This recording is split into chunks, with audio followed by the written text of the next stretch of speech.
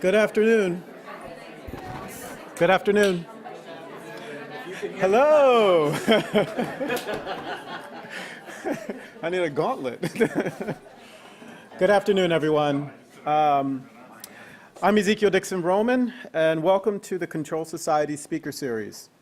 This speaker series features nationally and internationally renowned scholars and thinkers that are doing work on data, algorithms, and new media, and their intersections with governmentality, power, and formations of difference.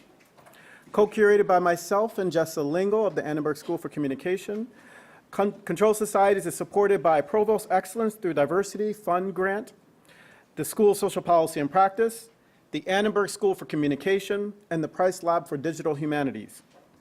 Today, we have the honor to have André Brock here to share his work with us. André Brock is currently an assistant professor in communication studies at the University of Michigan. He is an interdisciplinary scholar with a master's degree in English and Rhetoric from Carnegie Mellon University and a Ph.D. in Library and Information Science from the University of Illinois, Urbana-Champaign.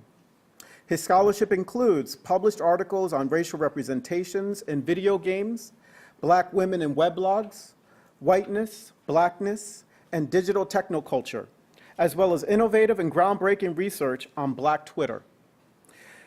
His article, From the Black Hand Side, Twitter as a Cultural Conversation, challenged social science and communication research to confront the ways in which the field, in his own words, preserved a colorblind perspective on online endeavors by normalizing whiteness and othering everyone else, and sparked a conversation that continues as Twitter in particular continues to evolve as a communication platform. The author of numerous journal articles and book chapters, Dr. Brock's writings have appeared in prominent journals like Media, Culture and Society, New Media and Society, Journal of Broadcast and Electronic Media, and Information, Communication and Society. Dr. Brock is currently working on a book titled Distributed Blackness, African American Cybercultures. Today, he will be giving a talk on a governmental habit of thought, respectability, and Black Twitter. And please join me in welcoming André Brock.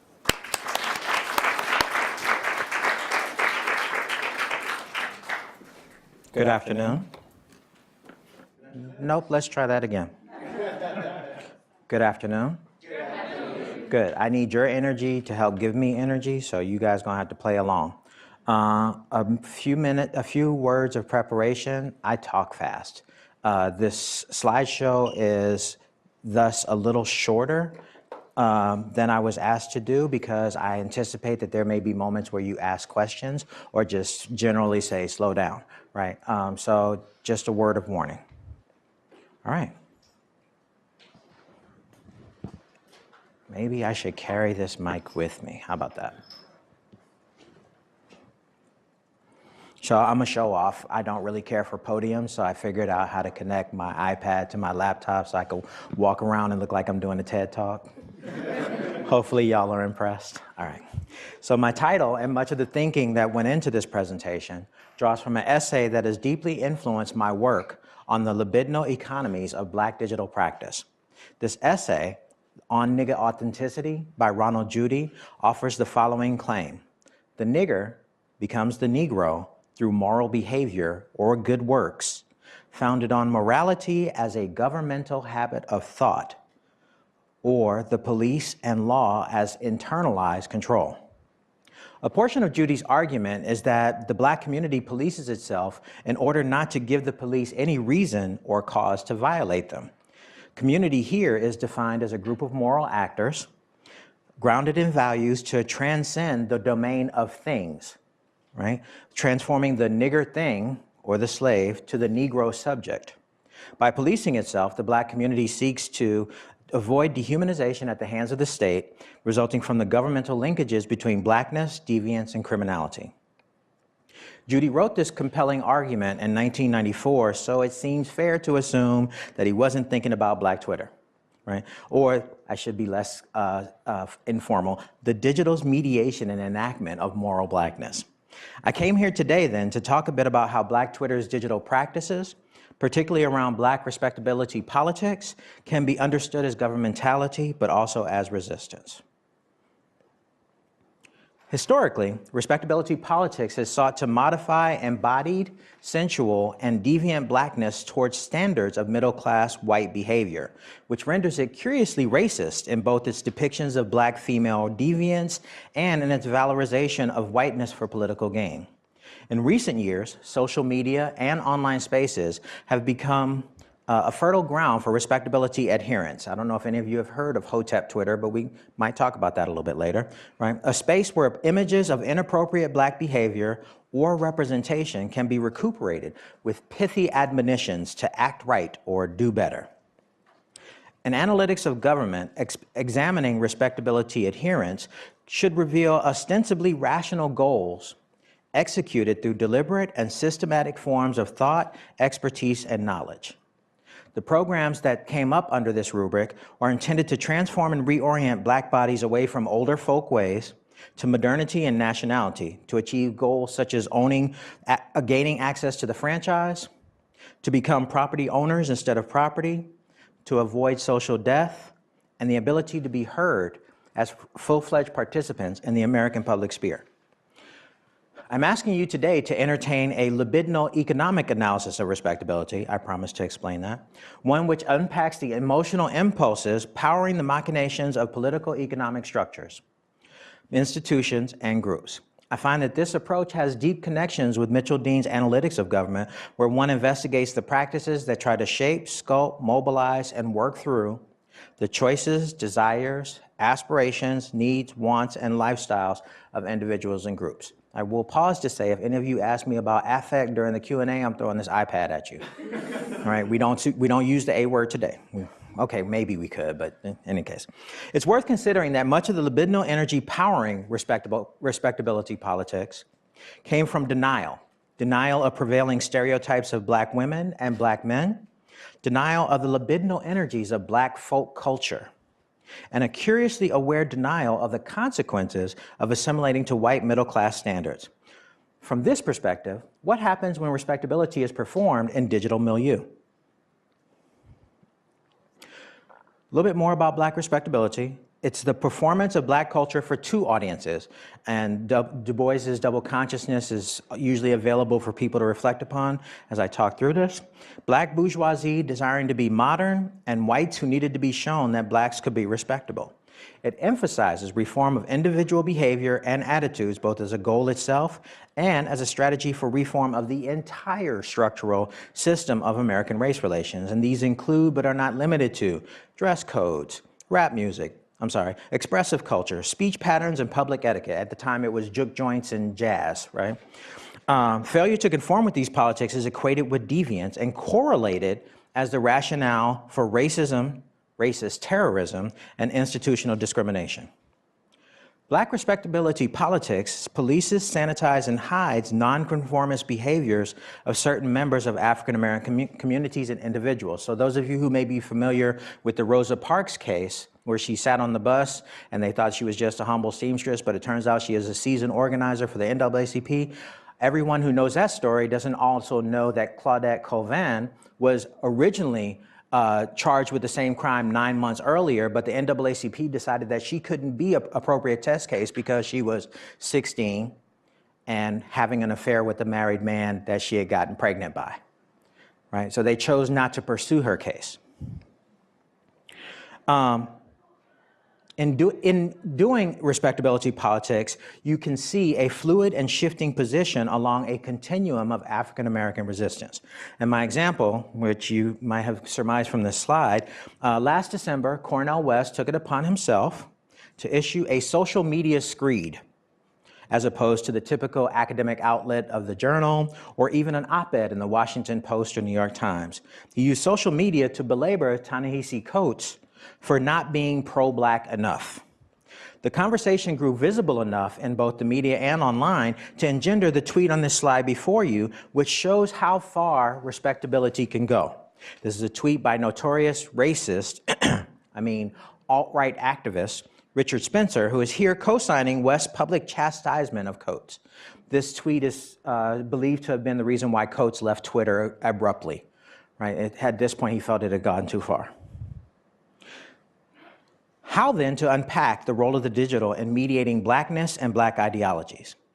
To make the connection to digital practice, I argue in my book that Black respectability politics is a quest, a discursive quest, granting the Black community authority to speak to the public sphere. While respectability is easily understood as a discursive endeavor, speaking the Black body into a rapprochement with white American racial ideology, my argument here is intended to highlight one possible online mediation of an aspect of Black identity. And in this, I'm mindful of Dean's concern for the techne and episteme of government, where he argues that one should ask how specific ways of acting and intervening consist of particular types of practical rationality relying upon techniques and technologies, as well as certain forms of thought and expertise. So in my own work, this would be a text available for deep reading, right? And you could talk about the ways in which these three interlocutors are present in this particular 280 character count thing, but there's also more to understand about the ideologies that power all three participants in this particular space. With that in mind, let me tell you about my book. In the book, I use a perspective that I drew from Francois Lyotard called libidinal economy. And Lyotard claims that the libidinal, the deviant, the erotic, and the affective undergirds political economies, powering them through the realization of inchoate or even explicit desires, pleasures, and or pain. Extending this concept to race, Frank Wilderson explicitly references anti-Blackness as a libidinal energy powering American culture, art, and politics. And I think at this point, it's pretty easy to add it powers technologies and technological industries. If you look at the hiring demographics for the various tech companies, the percentages for underrepresented minorities is minuscule, right? Anti-Blackness as a concept also helps to clarify Du Bois's double consciousness by illuminating the discursive coercion Black folk undergo to fit in. For this project, I've employed libidinal economy to analyze information technology and digital practice, not simply to slap a label of anti-Blackness upon the design, dissemination, and use of information and communication technologies, because if you remember the previous tweet, I'm sure Jack Dorsey had nothing to do with that. Right? But to make apparent the deeper influences of the libidinal on supposedly rational and efficient technical processes and practices. The primary benefit of libidinal economy is an illumination of how racial ideology powers digital practice. Some of my favorite examples are Lisa Nakamura's Glitch Racism article from 2013, where she says that racism is a feature of the internet, not something that just happens because certain individuals get online. Whitney Phillips, who is not as racial as I perhaps would like. I like you, Whitney. Hopefully you're not gonna watch this presentation. But in her discussion of trolling, right? Or Kishana Gray, who talks about griefing on gaming platforms such as Xbox Live, right? These can all be understood as pleasurable, white masculinist, and patriarchal digital practice, even or perhaps because of their deviance. Building upon this argument, turning to Black people, I argue in the book that one should understand Black digital practice as digital labor and desire. So I have a number of undergrad and graduate students who have come to me to talk about the natural hair care industry online. Some of you may be familiar with this. And their primary concern is that these people are just doing it to make money. And I'm like, no, many of them just got on because they want to do hair. The same ones who did hair in their basement because they wanted to, are the same people going online to do tutorials about it. It's not about making connections with brands or becoming an influencer. It's simply about the joy of being themselves in an online space, right? So digital labor and desire. Black Lives Matter is online politics and desire, right? Or in the case of Black Panther, representation and desire. Right? Removing desire from Black digital practice reduces agency.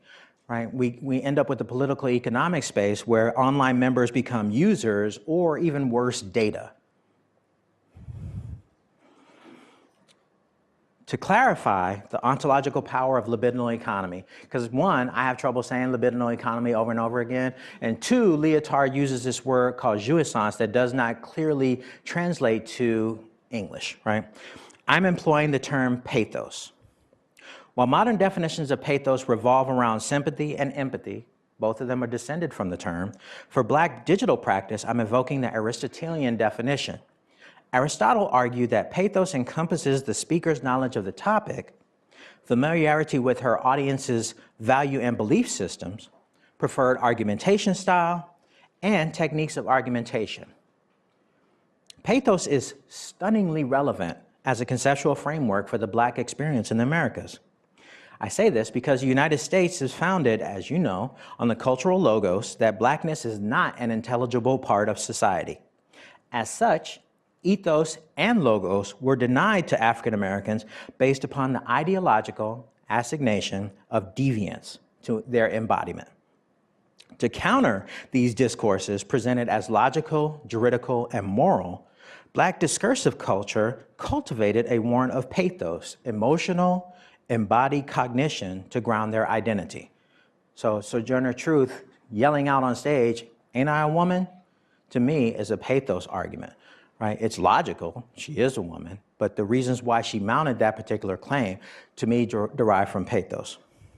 This warrant is clearest in the writings of Black feminist epistemology, but Black pathos is a consistent touch point for musings on Black identity as far back as Olaudah Equiano, sorry, I tripped all over that word, and Phyllis Wheatley. Accordingly, I argue in the book for Black pathos is the epistemological standpoint of a libidinal economy of Black digital practice or technoculture. This replaces the highly circumscribed, positive and objective emotional character of rationality with pathos and allows this inquiry to incorporate analyses of Black digital practice engendered by joy, sexuality, playfulness, and anger. A digression. How many of you are Twitter users in here? How many of you consider Twitter as part of your productive, efficient transmission of information throughout the day? Only two people's hands was up. I'm with them, right? But for the most part, Twitter is still understood as an incoherent, irrational space where discourse goes to die, where trolls live to play, right? It's not a space that's understood as an efficient, productive, rational space until you look at Black Twitter. Right? This is the whole point of my article a few years ago. Right? When you look at Black Twitter, it becomes clear that there is an organizing logic, an organizing discourse that draws these community elements together to have fun in a space that was designed ostensibly to be a broadcast medium. I'm sorry, a news medium. Wait, is Twitter a broadcast medium? I'm not sure, right? It's one of those things at some point. It's a communications platform. It's a social networking service. We still don't know what Twitter is. But the investor Chris Sacca has said that Black Twitter actually serves as the use case for how Twitter is actually supposed to work, right? There are moments when people get dragged on Black Twitter, right? I'm sorry, the term that the New York Times is now using is dunked on.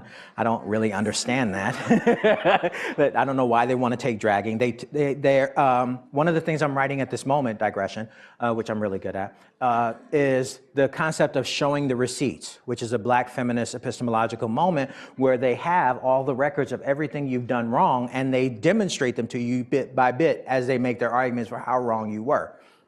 I came to this because apparently Black farmholders in the South used to keep the deeds to their land because they would get challenged on whether or not they had ownership of the land every time it came up for the tax.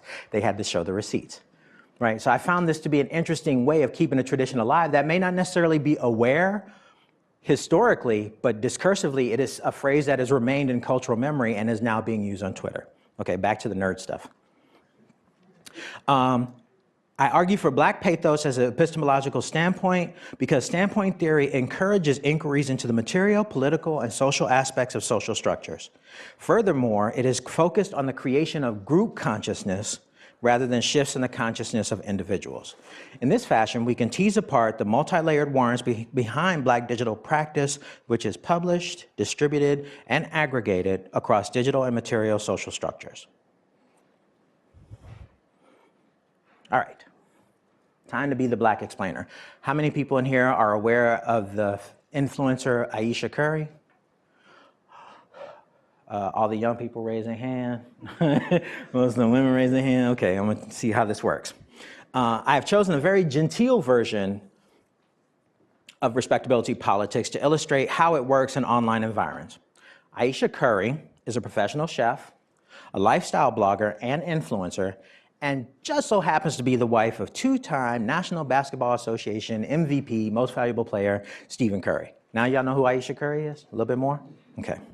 The Curry's relationship is often praised in the media for its heteronormativity, its adherence to patriarchal gender roles, and of course, Black excellence. In this tweet that I have on the screen, this is from a couple of years ago, and Aisha Curry, in conversation with her followers, promotes a personal style decision while subtly criticizing those who do not subscribe to her aesthetics. I just realized my slides are out of order, but you guys are going to have to deal with this. Curry here is easily read as smug rather than despairing. There are a number of considerations that elevate this musing to the level of respectability politics, however. She has a public persona. Many of the discussions around online authenticity, particularly for influencers, are how many likes, how many follows, how many retweets, how many impressions. So from a numerical perspective, this has 88,000 likes and 65,000 retweets. Anybody in here who has came close to that number? I salute you. Oh, wait, sorry. I salute you, right?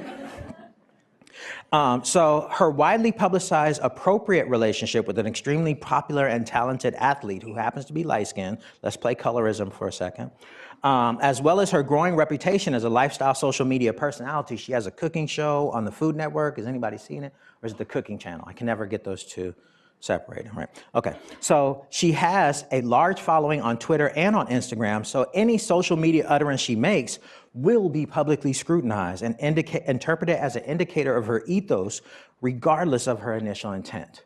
The tweet she has on screen dog whistles respectability politics. It doesn't straight come out and say it, but it says that sexual agency is only for those with the appropriate partner. Right? And she argues that Black women should have control over their embodiment, which is warranted by her relationship status and economic security.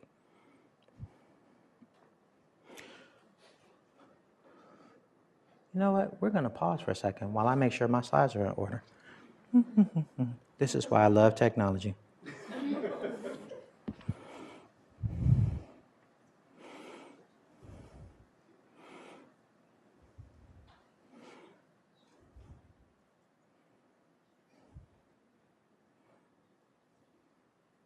How's that? There we go. Black respectability politics thing should be understood as driven by the desire to make Black folk modern, right? In doing, despite or perhaps because of the assimilationist equivalence of modernity with white middle-class norms. In doing so, the movement has historically utilized information and communication technologies to disseminate their ideologies, even as they worry about these media's ability to distract.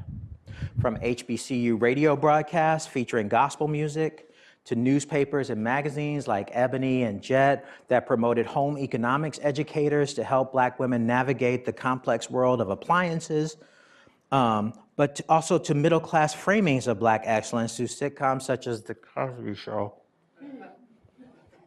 It's still respectable. He might not be anymore, but it's still respectable, right? Respectability adherence expanded through communication technologies, their reach from the pulpit, which is historically the home of Black morality, right, to the living room. However, the internet throws a wrench in all this because it has interactive and personalizable characteristics, capacities, specifically for social media, and they've reduced the institutional communal appeals of Black respectability to individual exhortations hoping to reach a like-minded audience. So I talked about pathos a few slides ago. The pathos powering Black online respectability can be understood as despair. Despair over the continued demise of Black morality, intertwined with fears of being left behind in Western technoculture through inappropriate digital practice. Right? So those of you who are familiar with rap music may have heard a song by a gentleman named Mario. I can't remember Mario's last name. I was going to say Mims, but that might not be it. He's also known as the rapper Yo Gotti. Better? Too much explaining? The song is Down in the DM. May have heard it. Those who have not, this is a pay-in, right, to the ways in which you can use the direct messaging feature of certain networks, Instagram, Snapchat, and others, to conduct intimate relationships with other people. And one of the things he says that caught my attention when I was writing this is the way in which he talks about how filters are used to change the appearance of a person in order to make them more attractive. Right? So here you have a rap song, which should technically be about drugs, women, and how much couture that I can wear, right? Here's someone here is interrogating what information technologies do to enhance the ways in which black representation can work, specifically female bodies, right? Because he's not talking about, should I even mention Safari at this point? No. Ain't nothing respectable about that, right? Nobody's worried about whether Safari had a filter. For those of you who may be interested, write this word down, S-A-F-A-R-E-E. But do not look at it in the company of people with whom you are not familiar. It's not safe for work, right? But that image is not filtered in any sense of, well, he's not ashy, right? But it's not filtered in any particular way, right? So they're not talking about the regulation of black bodies. They're talking about the regulation of black women's bodies in digital media, right? Which makes it interesting to me, right? Consider online respectability then as dogmatic, intoning the mantra, we must do better, or to be more specific, if you know better, do better, right? As a governmental habit of thought, legislating the behavior of black folk in hopes of creating a good moral person. Respectability in online spaces, then, should be understood as dogmatic digital practice, legislating both moral and technical behaviors in an attempt to model black digital existence as appropriate. While dogmatic digital practice powers online respectability, its digital nature actually alienates respectability's potential for social change. Right? So many of you, I wrote my Twitter article before Ferguson, and so I've been really intrigued to watch the ways Twitter has changed since then. I don't know if you remember the hashtag #IfTheyGunMeDown. Right? If They Gun Me Down was usually a montage of two photos of the person posting, one of them depicted in everyday life, often enjoying themselves with golds or with a drink in hand or just chilling, and another one in professional attire. Right? So here you have a digital moment used to depict the transition from folkways to modernity as a justification to avoid state-sanctioned police. Okay? Yeah, that got kind of deep, my bad. Am I going forward or backward? Who knows? All right, then.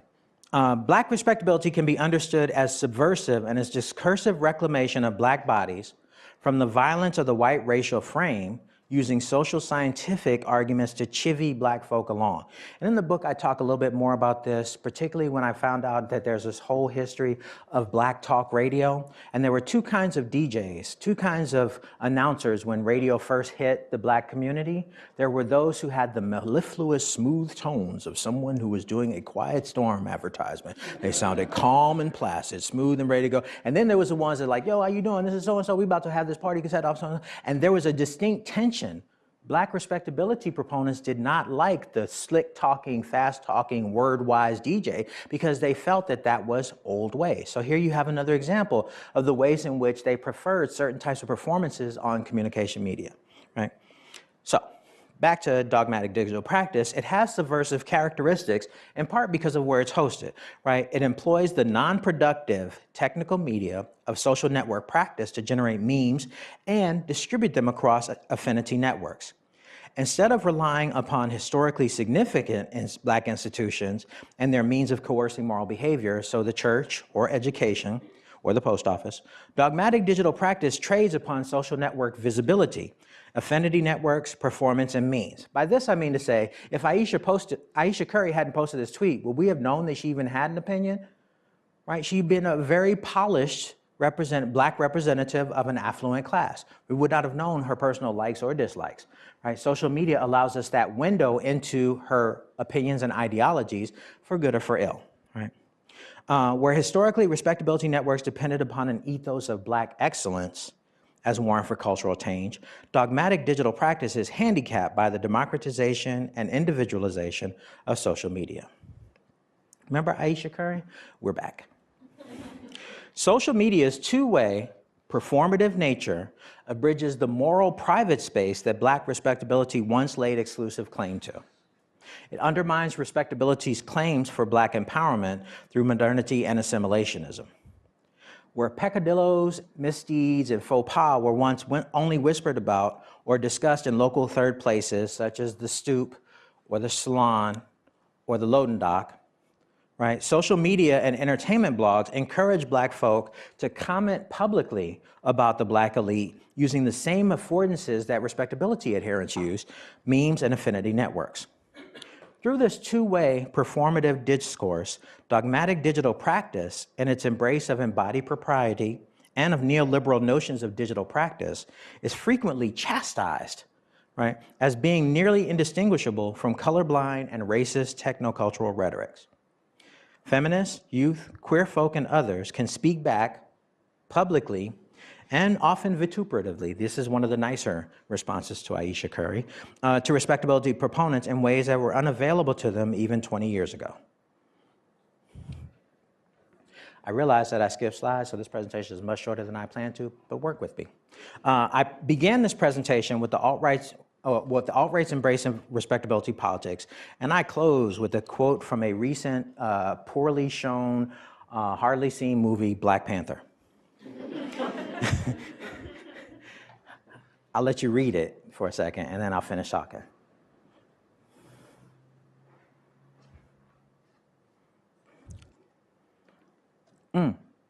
Spoiler alert, sorry, for those of you who haven't seen it. I mean, they've been writing about it all of February, so at this point, you should know something that happens in the movie.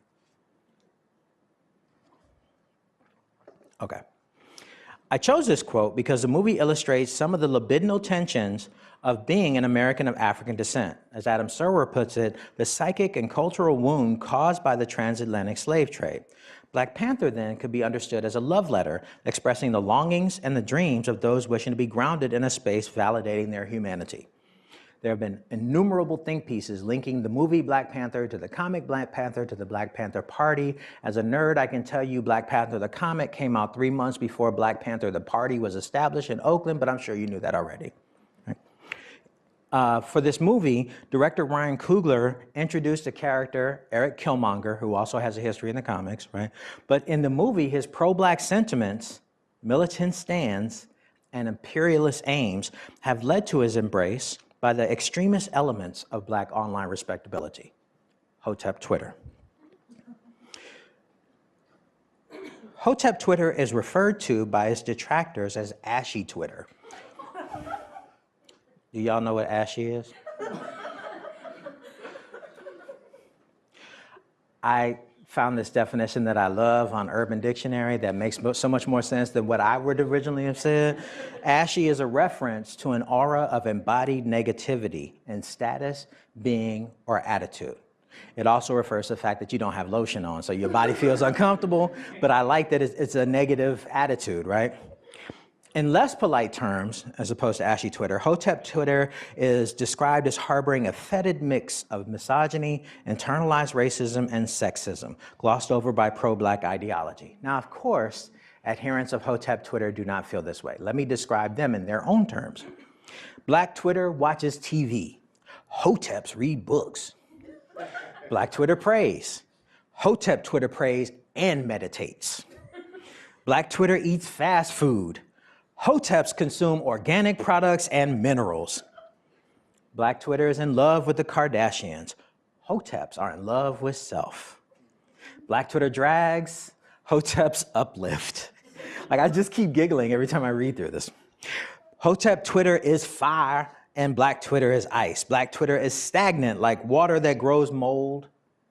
I didn't write that. Hotep Twitter is like a flowing river teeming with life. So, between the description of Hotep Twitter as a knowledgeable, pro-Black, sometimes militant, but often concerned with purity, both of Blackness and the world that they exist in, right? This quote about Killmonger starts to make a little bit more sense, right? Killmonger has become, in some ways, an icon for the Hotep movement because he's pro-Black and militaristic, right? So the fact that you read this online, right, shows that there's a linkage between the educated, genteel form of Black respectability, because this is a very genteel quote, right, and the concerns of Hotep Twitter, which helps us to understand that the two are not as far apart as they seem. I chose dogmatic to describe the discursive and libidinal frame from which respectability adherents mouth statements which intended to coerce black folk towards modernity, utilizing digital means to police the digital and in real life behaviors of black folk.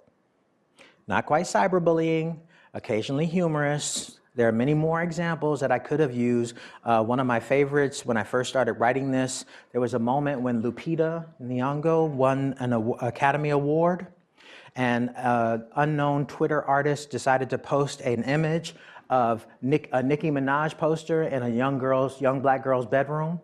She was looking at the TV image of Lupita accepting her award and threw her Nicki Minaj poster in the trash.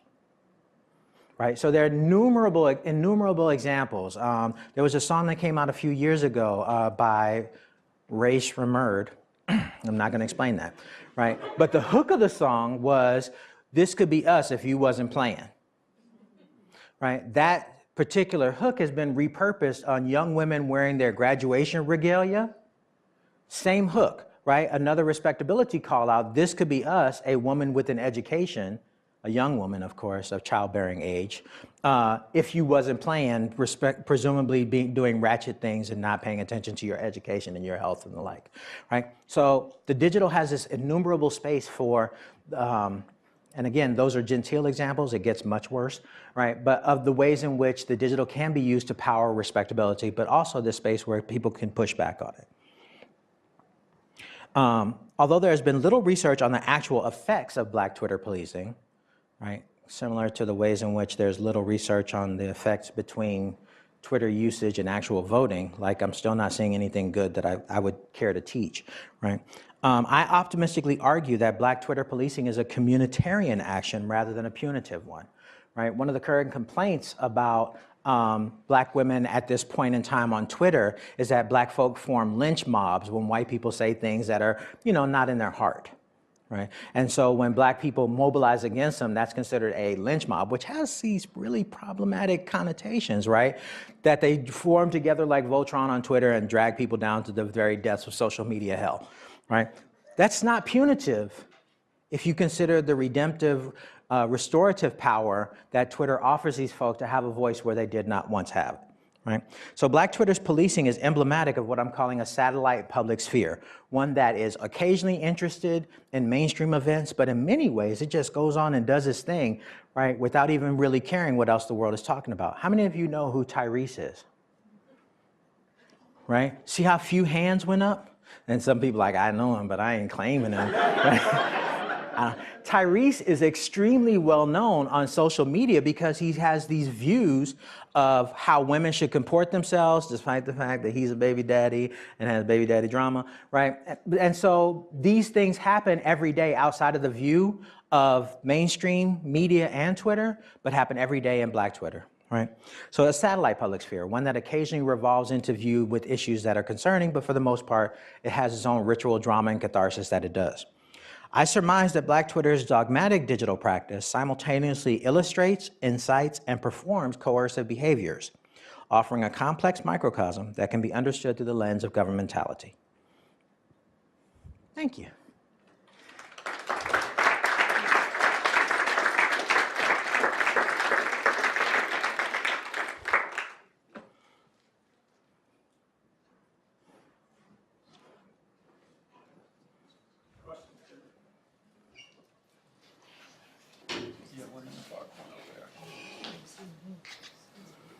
Yes. Hi, first and foremost, go blue. And my name is, so you just teach there, you're not. They just paid its salary. But my name is Bree Starks. I'm a second year understudy student. And my question has to do with the idea of respectability politics and people who, I'll just use an example. So Aisha Curry, for example. I think a lot of problems within the community, especially Black Twitter, is that once someone says something, it's now attached to them, and now it gives the ability of those who are trolling to now find different things to attack them on. So example would be like if Aisha Curry now decides she wants to wear a low-cut top one day, right? And now everyone's gonna now attack Aisha Curry or whoever or whatever person decides that they want to give their standpoint. And so I guess my question is more so, do you think that there is a respectability, within that respectability of like now people having to take ownership of one stance. Like there's, like the Black community is feeling as though they're pressured to take one side or the other. So there are multiple ways to answer that. I'll start technically. So Twitter is almost an open forum, an agora, right? However, it does not require participation. Its original prompt is, what are you doing? So people decided to then answer that prompt by describing, displaying things that they were doing at the moment, right? When you do that, there are inbuilt ideologies about digital practice based on Western technoculture that said you should not display emotional characteristics online, emotional, affective, personal. In other words, it should all look like email, as problematic as that sounds, right? And so by introducing elements of your personal self, right, to a space which is already predisposed to discount those things, you open yourself up for criticism, right? I would argue, though, that Aisha Curry's Black womanhood opens her up to a wider range of abuse and insults from Black men as well as other communities, Black women as well, right? In part because she has a status, she's a wife, right? She also is an entrepreneur and everything else, but her primary claim to fame was that she was the wife of Steph Curry, right? And so that allows people to both venerate her. Like I did in the book, I talk much more about the tweets that were celebrating how dope Aisha Curry was, because after she posted that tweet and Black feminists responded to it in anger, they said, well, Aisha Curry just turned off her laptop and went to sleep in her mansion, right? And so this is why I like talking about respectability in this way. It's a two-way thing, right? She put herself out there and people put her on blast, right? There are people who will come to support her and people will not. The catch is that most discourses that Black people participate in, I mentioned the lynch mob earlier, because of our animatedness, our volume, our loudness, are often perceived as irrational arguments, and they're not in many cases, right? They're just simply, we are passionate people who like to express ourselves, and part of our culture is who can deliver the wittiest, sharpest retort.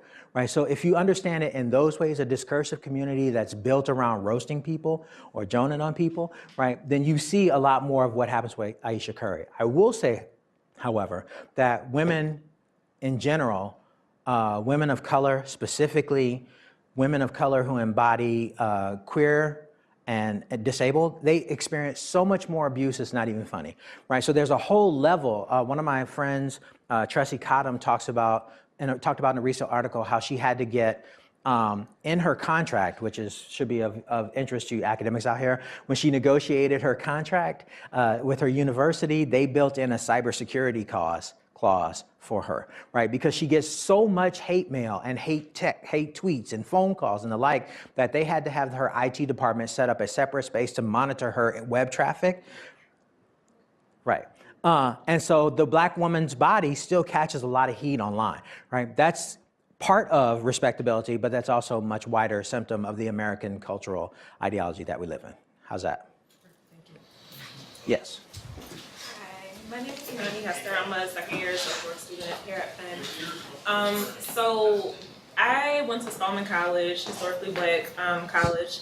Yeah, in Atlanta, all-female college, and recently there was kind of like a Black Twitter, HBCU, Spelman, Morehouse Twitter debacle,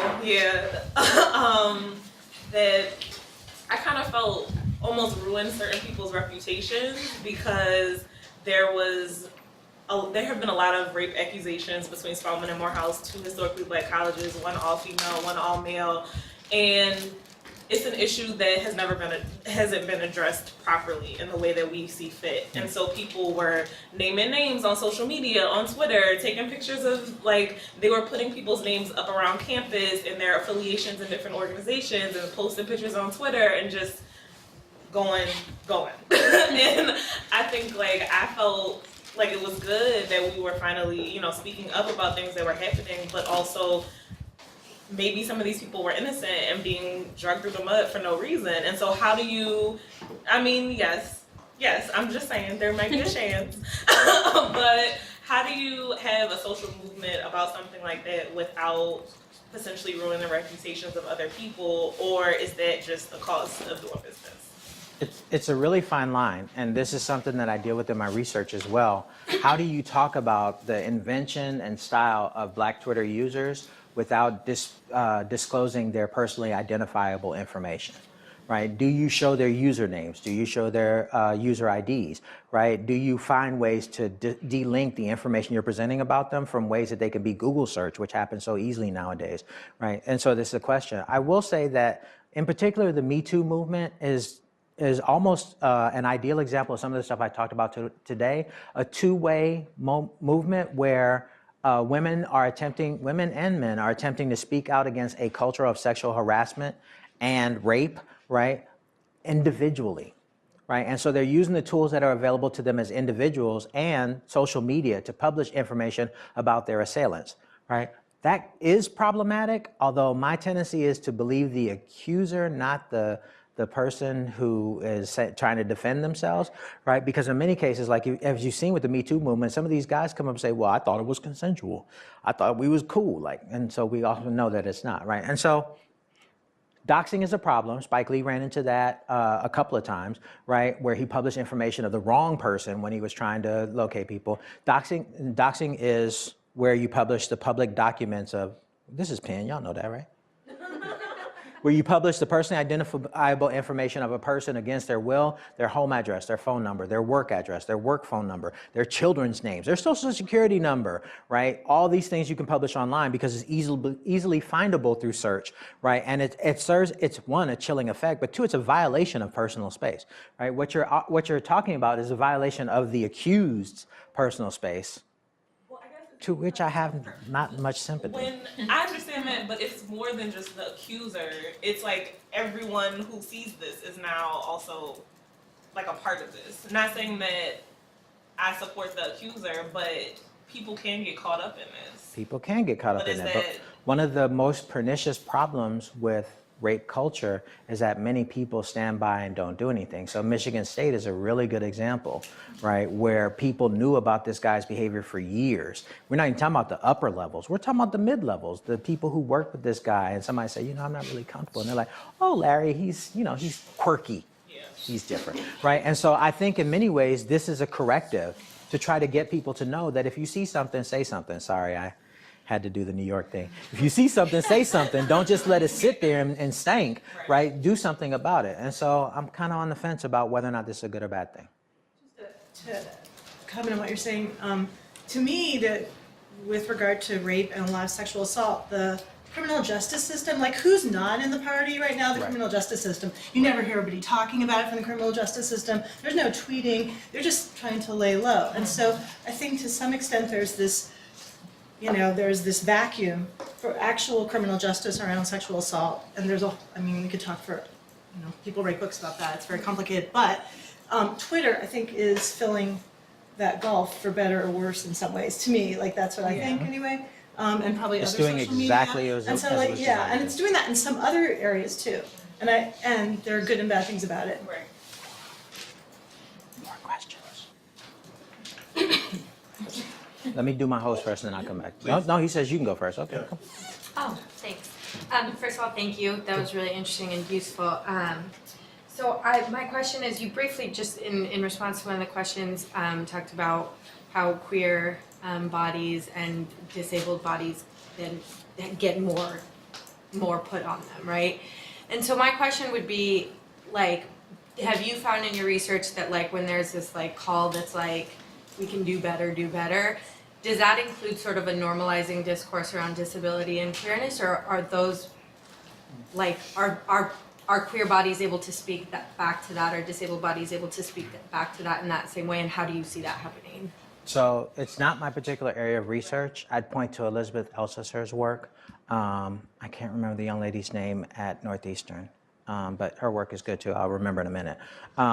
But specifically, in my timeline, I make an effort to follow people who are different from me. And so my timeline is full of indigenous activists who are talking about Standing Rock, but also the crimes against indigenous women in Canada. It's also full of people Spoonies, which I should look up and I have not, but a group of disabled people who have invisible disabilities, right? And they talk about the ways in which their disability affects their perception of what goes on online, right? But I'm an edge case, I'm a researcher, right? I will say that Twitter gives them a space to make themselves heard where they weren't heard before, right? And so in that case, it's particularly valuable to them. Whether or not those things will trend, right? And apparently it's been made newsworthy recently that the trending topics algorithm is not what we thought it was, right? But at least there's a space where they can promote themselves, and if they get enough people together behind a topic or a hashtag, they can then make their concerns more visible, which is how Me Too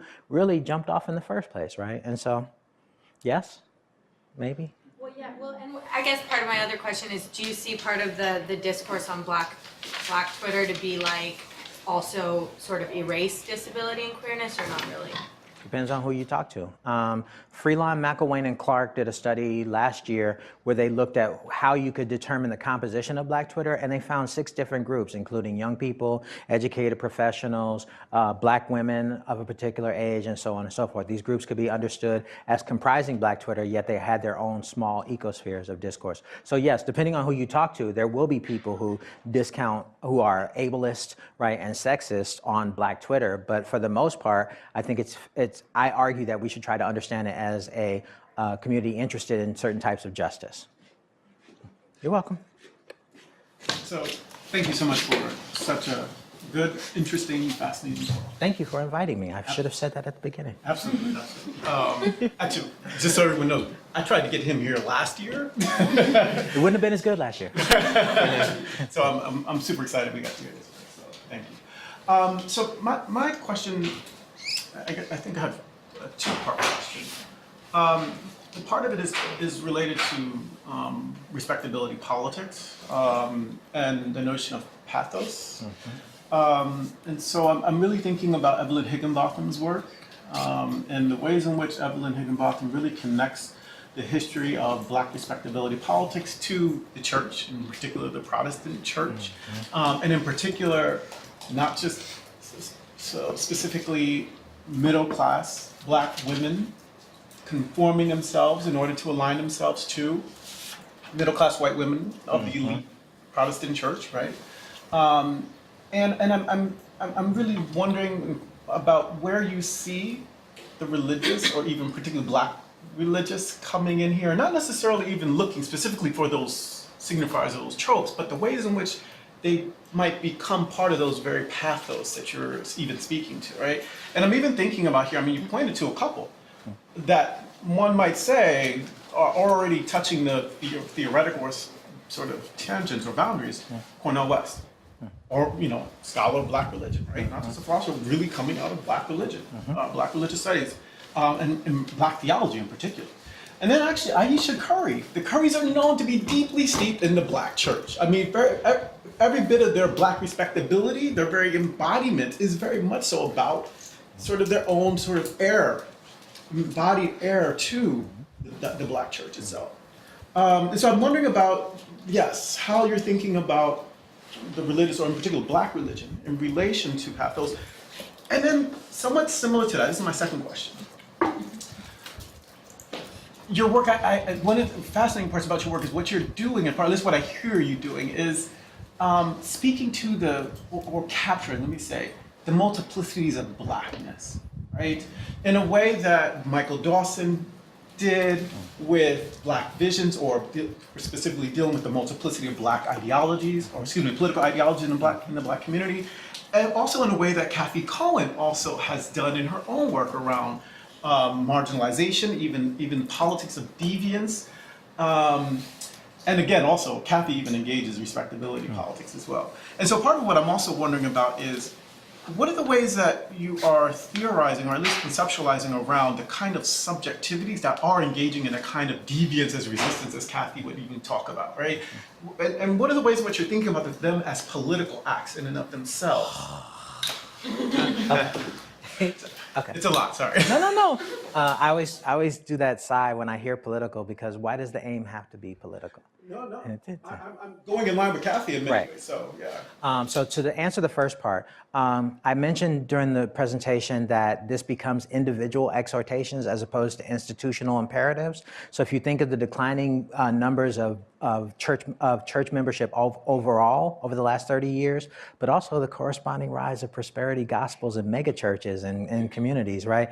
Black religiosity has in many ways become consumer and commoditized in ways that are not fruitful for the moral imperatives that the historical Black church had. So I really love Darlene Clark Hines' work talking about Black women building a culture of dissemblance, right? To where they hid their sexual reproductive capacity in order to function as entrepreneurs and businesswomen in a society, right? Where in many cases they were alone with the proprietor, with the owner of the house during the day, and they need to make sure they weren't seen, weren't heard as a sexual being or sexual object, right? Twitter allows that, but Twitter also encourages an openness that the church did not ever allow. So this, one of my favorite chapters in the book talks much more about ratchetness, right? I call it ratchetry, right? The ability to be open and honest and uncaring about what the civilized world says and does about you, right? You are your open, honest self, right? And that part is interesting to me. That's originally how I came to the project because I grew up in the church and I was concerned with the ways in which the church hides its own transgressions behind a veneer of morality and text, right? This is why I chose dogmatic digital practice as the frame for Black respectability. If you know better, do better, but also the Proverbs 31 women. The Black Baptists in my audience will know that one, right? Right? Many ways that it hides predation by the ministry upon choir and church members, or it hides domestic abuse within congregations, right? And so it's there, but it's back to the individual. So Aisha Curry occasionally mentions her Christian upbringing in her tweets, but in every profile you read about her, they talk about her Christian upbringing, how she and Steph were celibate until they got married. Nobody cares. He dribbles a basketball. Like, okay, LeBron dribbles a basketball too. I'm a LeBron fan, not a Steph fan. Any case, so it's there, but it's much more on the level of individual ethos, right, leading to a pathos of respectability, as opposed to the entire weight of the church and a church community behind you saying, as the Black women's groups did in the early stages of Jim Crow, when Black folk were streaming up from the South to find jobs in cities like Philadelphia and Chicago and Detroit, and these women would meet them at the train station saying, now you know you need to wash your butt. Right? You can't come up here stinking hoping to find a job. So hygiene was a consideration. They didn't want them to go to the juke joints. And this was all bolstered by the weight of the church behind them.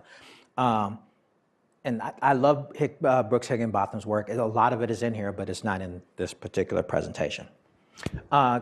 Cohen's Deviance was also, because I did ratchetry, was also one of the first ways in which I began approaching this project.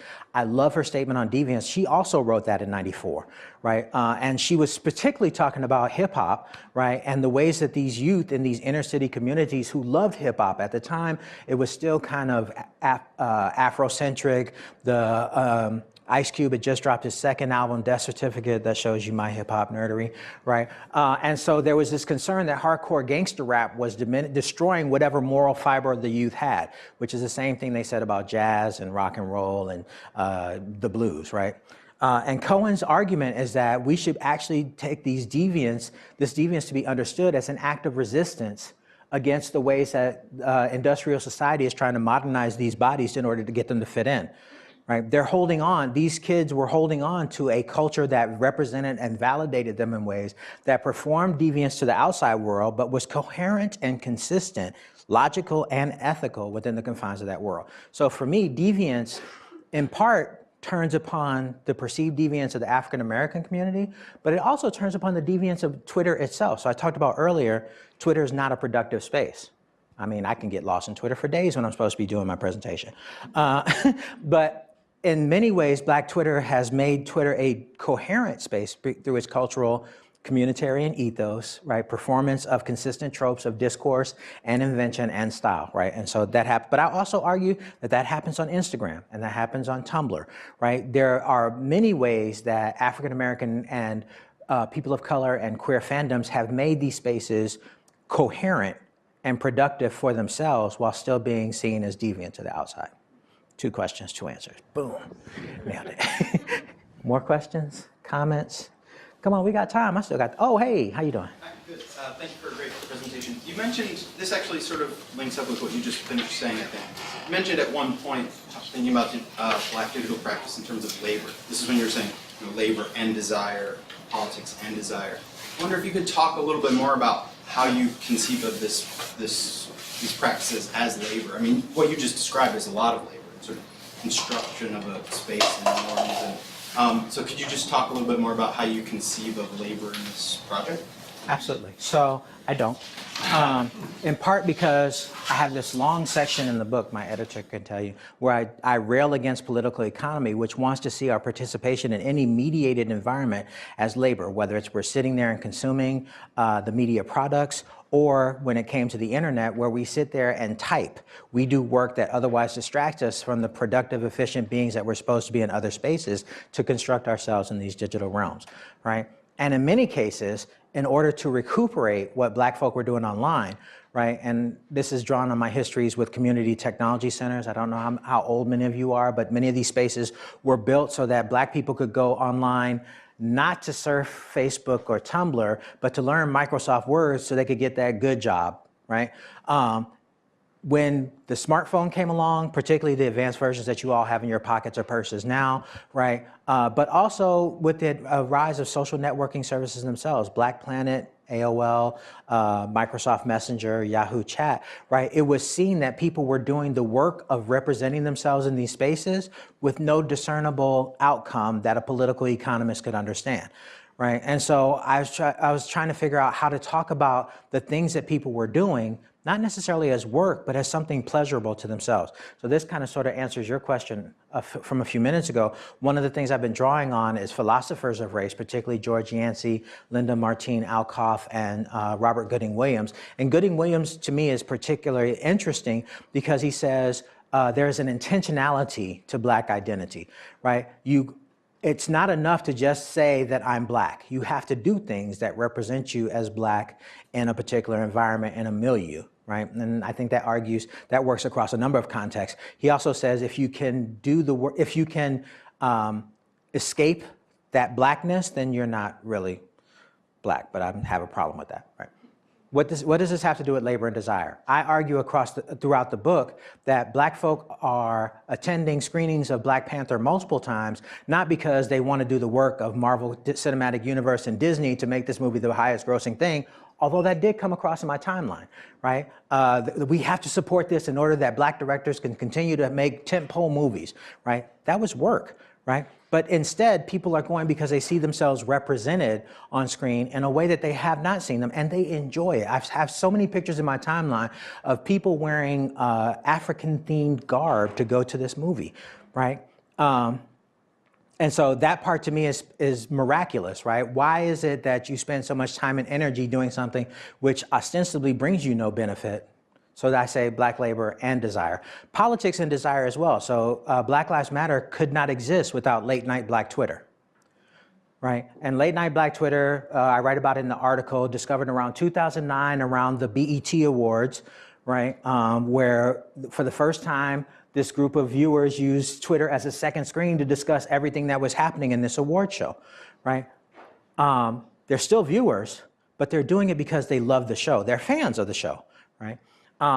Without that group, though, who began to be used to this medium as circulating their desire to be Black, you wouldn't have the capacity for Black Lives Matter to say, let's build upon that desire and build a case for political action about it.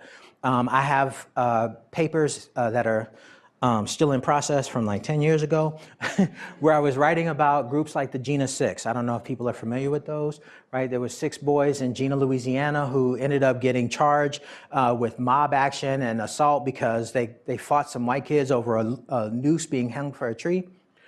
There was a social media movement around that too, right? There were bloggers that were deeply concerned with it. They organized, they had people sent down there marching and the like, but it didn't become Black Lives Matter. Because blogs are not a space where you can do of the moment updates about your everyday life and joys and catharsis and pain. It's a kind of sort of asynchronous, I want to say one way, but it's not really one way, but it's a very delayed two-way discussion where you can't necessarily build that type of effective community. Sorry, I had to use the A word, right? And so, yes, I think the desire is an extremely important part. I also try to be careful to talk about desire as catharsis, so we can talk about joy, pleasure, and pain, or the erotic and the sensual, right? All these ways that people come together that then may be pulled into labor. So Peaches Monroe did a video in her car. Has anybody ever written on why people film social media videos in their car? Like, I feel like that people take it for so much granted, but I've never seen anybody talk about it, right? So she's filming in her car, and she's like, oh, my eyebrows are on fleek. Who knows what fleek means? But her delivery and her passion, people pick that up immediately, including IHOP. IHOP is a people, right? And so they said their pancakes were on fleek. Peaches thought she should be paid. I don't think Peaches should be paid. I think Peaches was incredibly inventive in that moment, generated something that blew up and went viral, but that doesn't justify that she should be, this is a controversial opinion, do not repeat this to anybody. She should not necessarily be paid for the fruits of her labor, right? She could build other products that she could build a commercial empire off of, but that moment came and gone. So I don't know if that kind of sort of answered your question. Can you tell I've been thinking about this stuff for a minute? Like writing a book makes you think about this stuff in detail. Unfortunately, I'll never do this again. Other questions? Yes, sir. Yeah, do you think there's any credibility to the notion that these formats or these forums are used for policing and it's done in a different way, the information that goes across the airwaves? And I mean that from a perspective of, say, for instance, in today's news with the school shootings and things like this versus something that's mentioned through the same media forum on Twitter or Facebook by a person in the hood who's doing something illicit. Police will show up at the door based on information that was submitted online. So, first of all, is this legitimate information being passed across the airwaves, or is it just all opinion? Or is it just really being used as here's this forum, use it and have your conversations, but we're watching, we're listening, and... Yes. All right, next question. No. This is another reason why I wrote the book. So I wanted to write about race and technoculture. And if I argue that technoculture has elements of whiteness built in. Whiteness in the form of imperialism, whiteness in the form of capitalism, and both of those can be understood together as policing bodies controlling other bodies in order to profit, right? So if you look at the social media activity of Nicholas Cruz, who is another white Latino like George Zimmerman, right? You'll see that people have been reporting him to the police and the FBI since late last year that he had guns, he was talking about shooting stuff, and he didn't want to. And my argument for that, why the police didn't pay any attention, is that whiteness is understood as an individual action. So whatever he was doing was his own mental illness deviance, as opposed to the actions of a member who was radicalized by white supremacist terrorists and militia to go shoot up a school, right? On the other hand, Desmond Patton up at Columbia is doing work, his organization is Safe Lab, and Desmond does work where he looks at how police track gang activity through social media activity, right? It's problematic, right? Because people get involved in gangs not because they want to be criminals, but because those gangs offer a space, one, of safety, but two, of family, right? And I've had these discussions with Desmond, so this is not anything new. If you're watching this, Desmond, we're good. But I also argue that whiteness has whiteness builds in a surveillance capacity into most communication technologies, but in particular in the internet, in the guise of democratic libertarianism. So John Perry Barlow just passed, that was his thing. His thing was that we should have a network where everybody can be free and traffic should move without surveillance. This is a libertarian moment. The problem is when you build a libertarian space where traffic can move unrestrictedly, that traffic has to be tracked. It has to be, otherwise you get lots of noise and the network doesn't work. So the continual movement of this data through nodes, through servers, from cameras to data repositories has to be tracked and controlled by somebody. Whiteness ensures that black bodies and brown bodies and female bodies that use these networks accrue an additional level of scrutiny, right, that white bodies do not. So Kate Crawford at Microsoft Research talked about a moment she called normcore, right, which is where white people who are tourists visiting New York City would dress like people from New York City as opposed to wearing their Michigan apparel or their Ohio State apparel. Like instead of wearing the stuff that they would wear at home, right, they would just dress normally. And she argued that this was a way for white people to avoid surveillance, the new surveillance techniques that were happening. I was like, okay, how does that work with black people? So I hadn't thought about that. Right? And so, you know, that the system already has this capacity for surveillance and the like built in.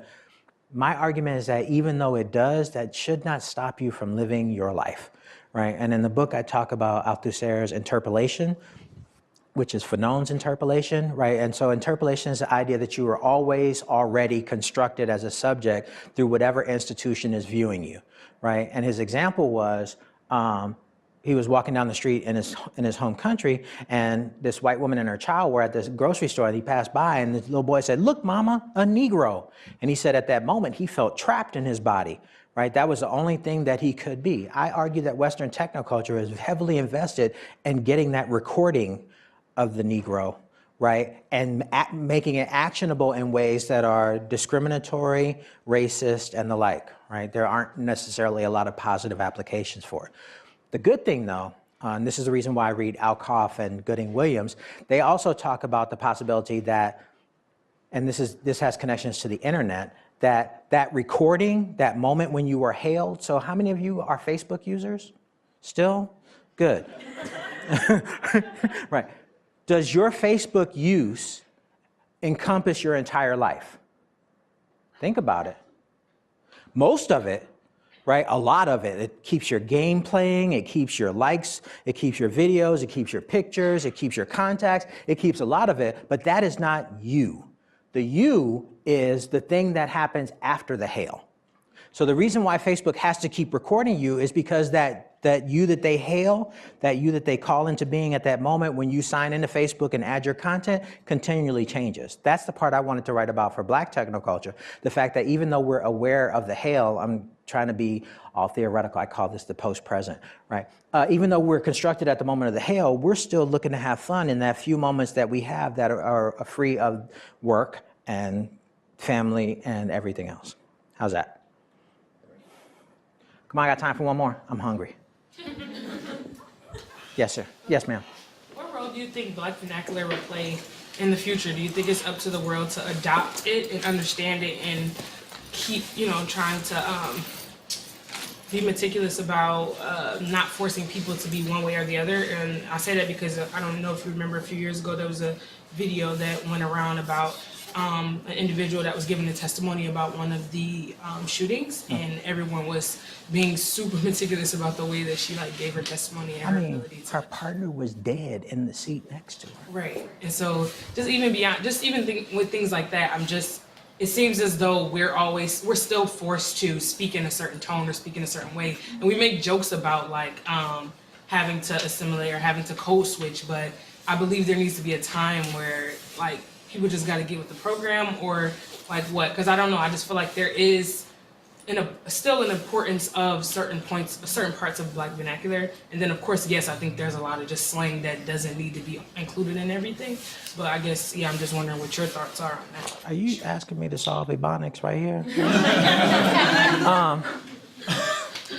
So, Black Panther was interesting to me, and this sounds tangential, but I swear it's not, right? In that so many people dressed in African-themed garb to attend this movie about an African aristocracy that lived in a space that had never been colonized by Europeans. And my Blackness was unmoved by that. I love being American. I love slang. I say, do you want Coke, meaning any of several different soft drink products when you go to the store, when you get to the fountain, right? My Blackness is Southern and American, and at a remove, it's African, but in so many ways, it's American. That Americanness, and this is part of the answer I just gave the gentleman, is centered in the realization that I am constructed by this white supremacist society, right? And as such, there will always be moments that I need to have where I can speak in my home language to my people, right? Both in our private spaces, but most particularly in our public spaces, right? The head nod that you give that other Black person on campus when you pass them by, right? That's really important. That part I hope will never be assimilated, because in many ways that resistance gives my identity character, right? That being said, I love talking about Black discourse. I have a rhetoric master's, right? In part because it's so inventive and funny, right? And that humor is really what drives me. It's I just gave a presentation a couple of weeks ago, and I'll tangent again.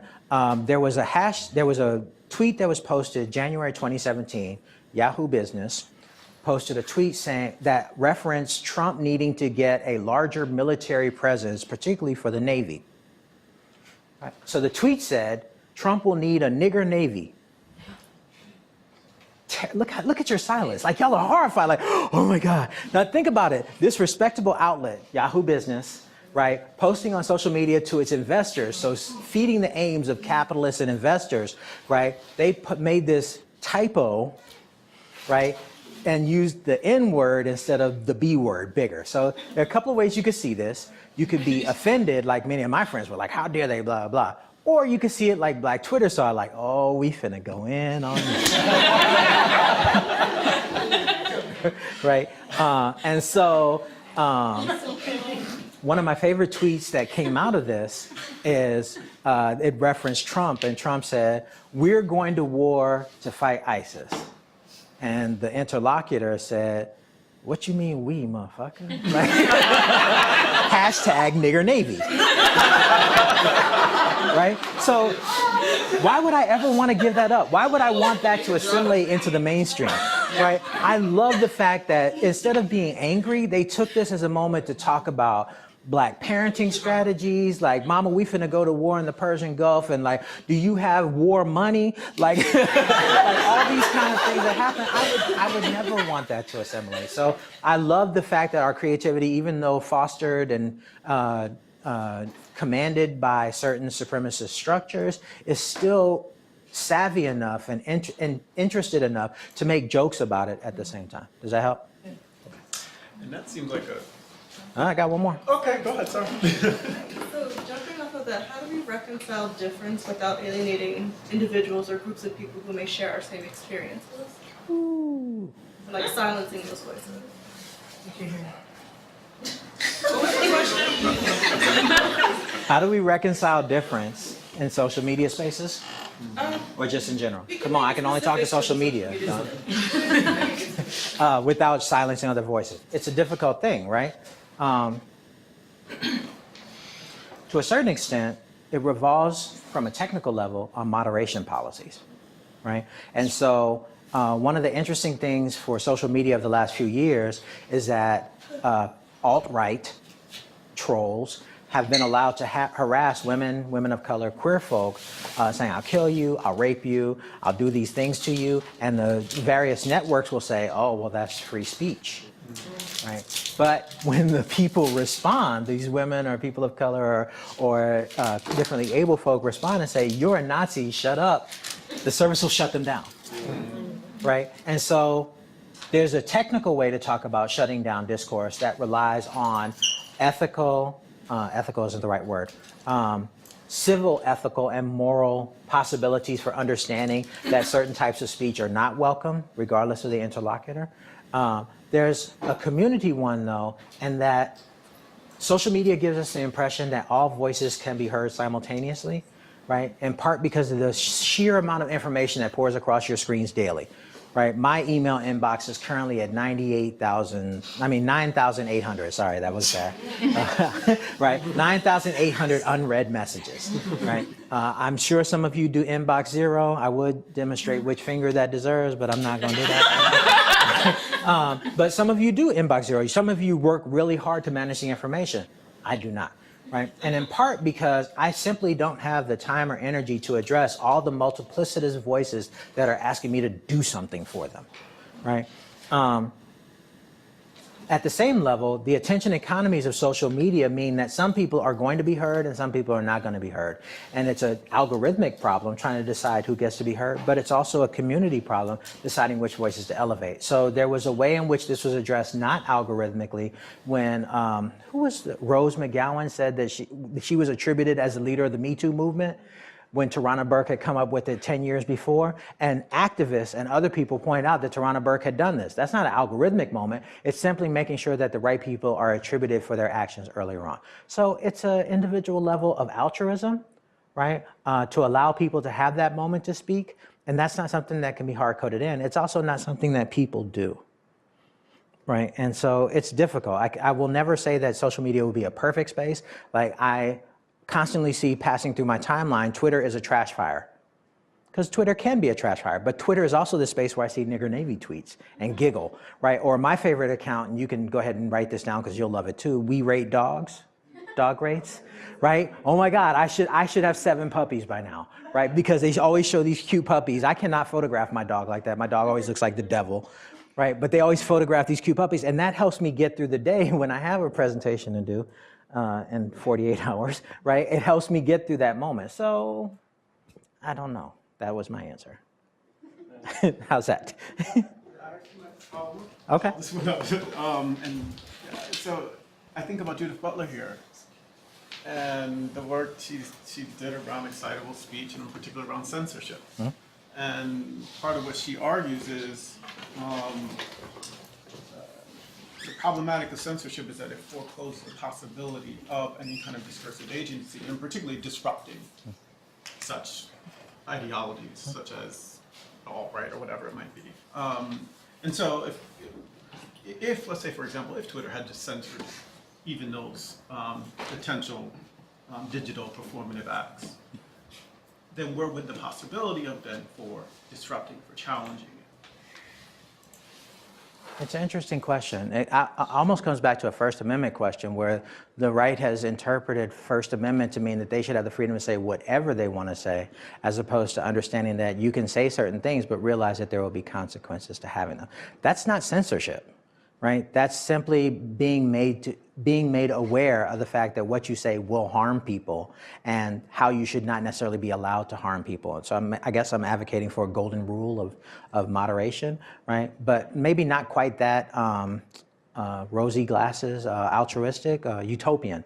But in a way, yes, we should have a moment, a sliding scale where we recognize that somebody using N-I-G-G-E-R is distinctly different from N-I-G-G-A, right? Even though they start with, I've used the word niggardly in my class, and my students are like, oh, I'm like, it's not the word you think it is, right? And so being able to add perhaps a cultural competence to algorithms that do automated moderation, but also a social competence to people who are instinctively aroused, to use leotard, by things that offend them, yet are not necessarily on a scale of harms the thing that harms them the most. And that's a problem, right? Who am I to judge what harms other people? Right, and in some ways, I think what they're doing is they're playing on this fine line between hate speech and free speech, as a way to try to move toward, suggest that their hate speech is a form of free speech, when in fact we know we have legal structures around the problematics of hate speech. Anyways, with that, thank you. This has been awesome. Thank you. Thank you for having me.